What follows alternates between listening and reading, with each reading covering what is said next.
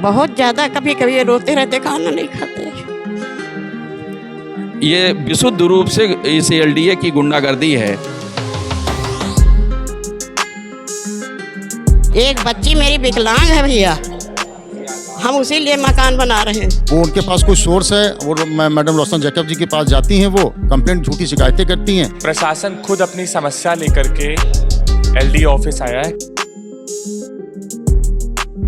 अभी उन्होंने किसी के थ्रू मुझसे कहलवाया था, मुझे 10 लाख रुपए अगर आप देंगे तो मैं सारी शिकायतें खत्म कर लूंगी। फोटो खींचती है, कभी पुलिस आ रही है तो कभी एलडीए से लोग आ रहे हैं। पिछले 6 साल से क्या हो रहा है पता नहीं सर, किससे बताएं। मकान नहीं बनाने दे रही, किसी नहीं बनवाने देनी, घर से निकलने नहीं देती, जिसको देखो उसको लेकर चली आती बार बार ऐसे। क्या करूं, मजबूरी है मेरी। ना कोई नोटिस सर्व कराई गई। मैं प्रार्थी स्वयं संज्ञान लेकर के पता किया कि उनकी शादी करनी इस वजह नहीं करनी है। देखते हैं, बस इतना बोल के आप लोग को वहाँ से भेज दिया। देखते हैं। जी सर। हाँ।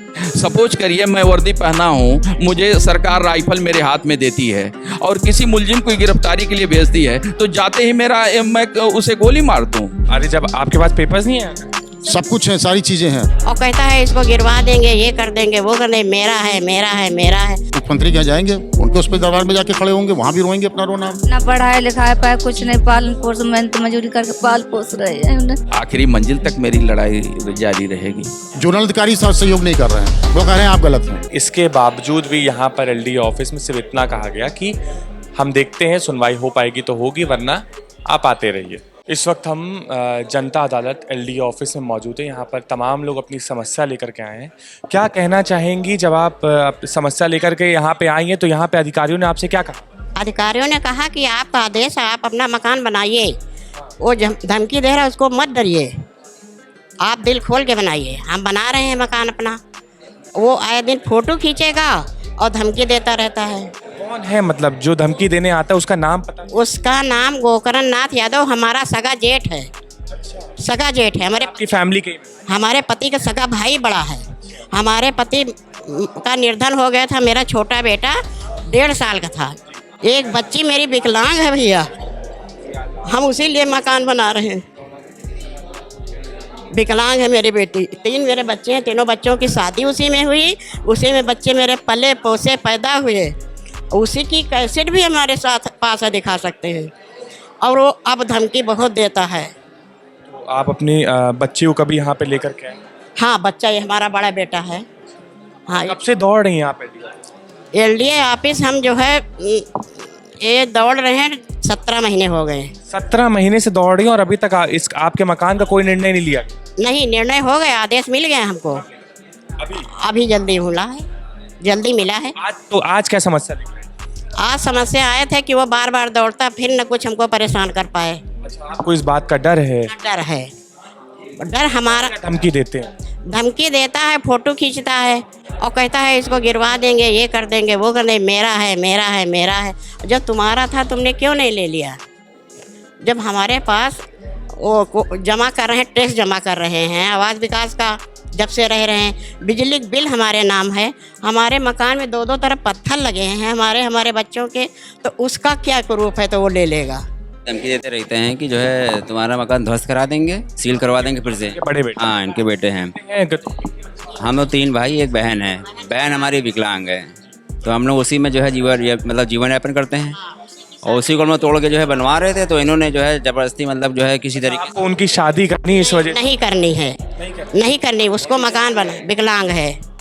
हाँ, उसी के लिए बनाया जा रहा है, मतलब उसको रहने के लिए। हम लोगों की शादी हो गई है, बहन हमारी थोड़ी विकलांग भी है, मानसिक रूप से थोड़ा कमज़ोर भी है। इस चक्कर में अब वो हमारे बड़े पिताजी जो हैं वो आए दिन धमकी, मतलब आदेश मिलने के बाद भी आए दिन धमकी देते रहते हैं कि तुम लोग खाली नहीं करोगे तो फिर से जो है सील करवा देंगे, ध्वस्त करवा देंगे। आए दिन फ़ोटो खींचना, ये करना, हम लोग इग्नोर करते रहते हैं। तो उसी वजह से आप लोग शिकायत लेके आए थे। कितनी पीड़ा होती है मैं आपसे दादी पूछना चाहूँगा कि जब आपके बच्चे विकलांग हैं, उसमें से 3 बच्चे बड़े हैं, उसके बाद भी आपको घर में लोग आकर के धमकियाँ दे रहे हैं, किस पीड़ा से गुजरना पड़ता है? बहुत ज़्यादा, कभी कभी रोते रहते, खाना नहीं खाते। बहुत बदमाश का है, तुमको भगा के पानी पियेंगे। हमने कहा हम भाग के नहीं जाएंगे, ब्याह के आएंगे, अर्थी फिर जाएंगे। बहुत परेशानी हमने झेला। छोटे छोटे बच्चे, 1.5 साल का, छोटा वाला 1.5 साल का था जमाना। तो अब उसको बना रहे हैं, तो आए दिन इसी परेशान कर रहे हैं हम लोगों को। अभी क्या बोला गया अधिकारी? अधिकारी ने बोला है कि आपके पास आदेश है, अगर एलडीएस कोई आता है तो आप उसको आदेश दिखाइए। मतलब ये उन्होंने साइन वाइन करके आपको दे, आप देख सकते हैं, मैं कैमरामैन से कहूँगा थोड़ा, ये पेपर में है इनके। तो ये एलडी द्वारा सील भी किया गया था क्या? हाँ, सील करवाया था, क्यों सील हुआ था? उन्होंने मतलब बनाने नहीं देंगे। कैसे की करवा दिया तो नहीं बता सकते हैं। टूटा फूटा मकान है, इसी को बहुत टूटा था, चू रहा था, बच्चों को भीग भीग के रखते थे।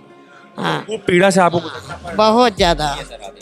हाँ आए दिन क्या करेंगे? मान लीजिए अब तो आपको पूरा एकदम यहाँ से ग्रीन दे दिया गया है, ठीक है, अब आगे क्या? अब क्या? अब हम हाँ कुछ वो हस्तक्षेप करते हैं तो उसके लिए भैया न्यायालय है, वहाँ जाएंगे अगर परेशान करते हैं तो।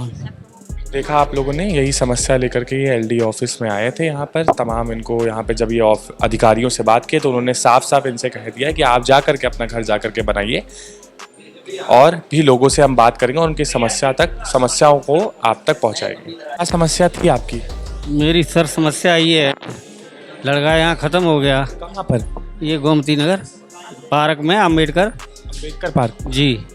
तो आज कम 19 में ख़त्म हुआ, पहले उनकी घर से वाइफ ख़त्म हो गई। 2019 मतलब पार्क में घूमने गया था कि वहाँ ड्यूटी करता। अच्छा, ड्यूटी करता। जी जी, उसके पहले जो है उनकी घरवाली ख़त्म हो गई थी और उनके 3 बच्चे हैं।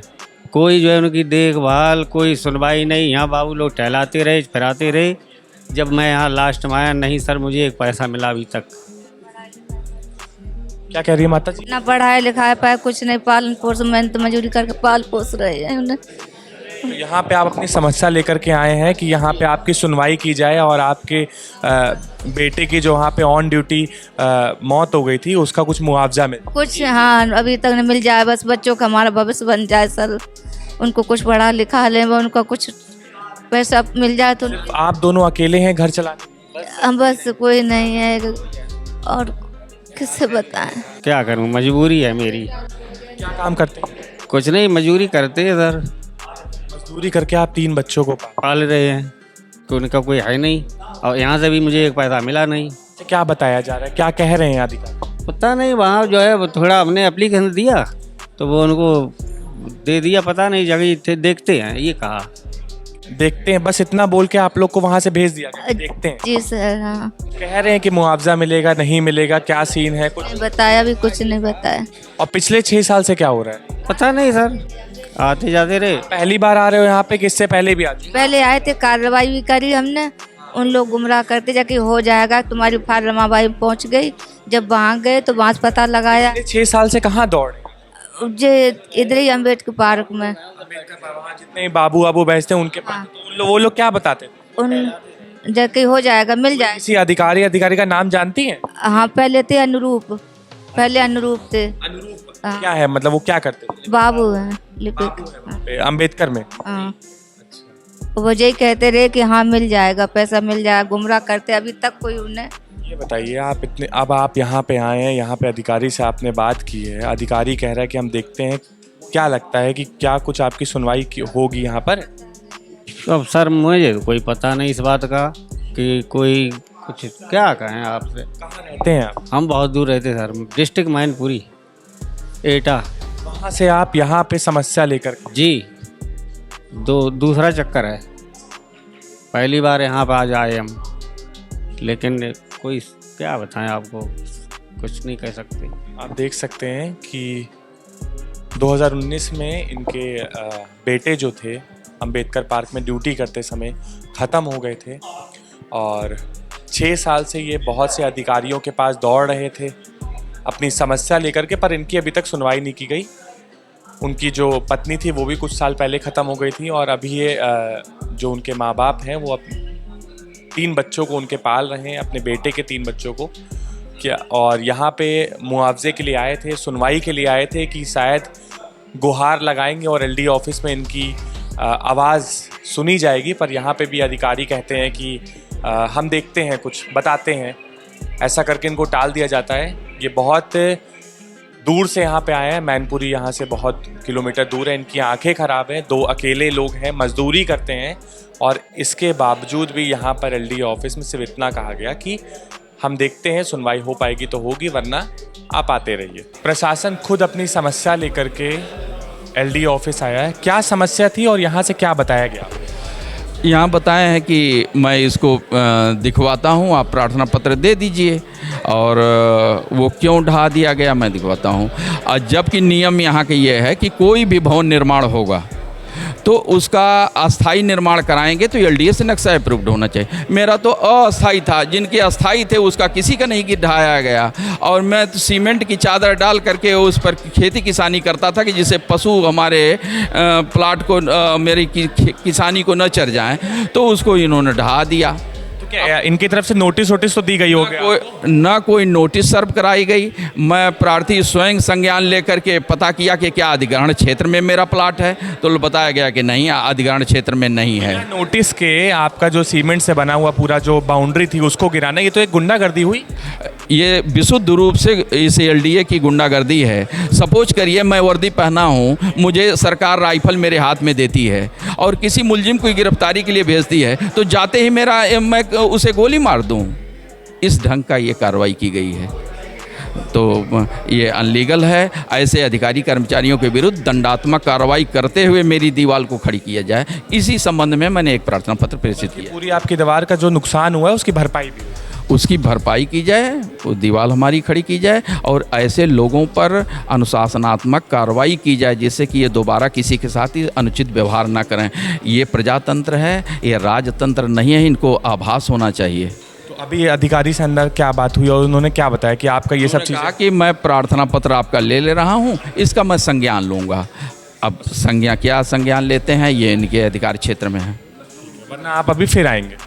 निश्चय ही मैं वो आखिरी मंजिल तक मेरी लड़ाई जारी रहेगी। क्या समस्या है और कब से परेशान है? समस्या, हम करीब 6 महीने से परेशान हैं। हमारे पड़ोस में रहने वाली सरला शुक्ला, वो हमको हमारे घर पे अवैध निर्माण की घोषणा करती हैं। कहाँ का मकान है? खाला बाज़ार में। हाँ, ओल्ड हैदरगंज, खाला बाज़ार, लखनऊ। गौरी शंकर मंदिर के बगल का मकान है। इस हमको बुरी तरह से परेशान कर रही हैं। क्या वजह है उनकी परेशानी का? उनकी परेशानी की वजह है कि वो हमने 2021 में उनसे एक LIC ख़त्म कराई थी। उनके पति LIC एजेंट हैं। हमने 21 में LIC ख़त्म कराई थी। तब से वो हमसे बिल्कुल दुश्मनी रखे हैं, कभी छेड़छाड़ का मुकदमा, कभी कुछ। अभी मेरे बेटे की शादी है घर में जून में, तो मैंने जब मकान बनवाने के लिए ऊपर निर्माण कराया, 1964 से उस मकान में रह रहा हूँ, मैंने ऊपर का निर्माण कराया। उसके पीछे उन्होंने कंप्लेंट कर दी LDA में कि मैं अवैध रूप से निर्माण करा रहा हूँ, मंदिर की ज़मीन पर कब्जा करके मकान बना रहा हूँ। जी, अब इस तरह से मुझको परेशान करें। LDA वहाँ पहुँची और सीधे जाकर उन्होंने मेरे काम को रोक दिया गया। जब मैं दोबारा यहाँ आया, क्या कोई अधिकारी हैं या फिर उनके मिनिस्टर से हाथ? वो कुछ नहीं, वो उनके पास कोई सोर्स है, वो मैडम रोशन जैकब जी के पास जाती हैं, वो कंप्लेंट, झूठी शिकायतें करती हैं। अभी उन्होंने किसी के थ्रू मुझसे कहलवाया था मुझे 10 लाख रुपए अगर आप देंगे तो मैं सारी शिकायतें खत्म कर लूँगी। मतलब ऐसा, मतलब ये धमकी दी गई है आपको कि आप 10 लाख रुपए जब आप दोगे तो मैं सारी अपनी शिकायतें वापस लूँगी? नहीं, मेरा बगल में कारखाना। बच्चे पति उनके LIC एजेंट हैं, वो जो हैं सरला शुक्ला, उसमें PhD करे हुए हैं। उनके बच्चे? 2 बच्चे हैं उनके। बच्चे उनके भी छोटे हैं, 14-15 साल के दोनों बच्चे हैं। एक बेटा एक बेटी है उनकी। हमारे भी एक बेटा बेटी है।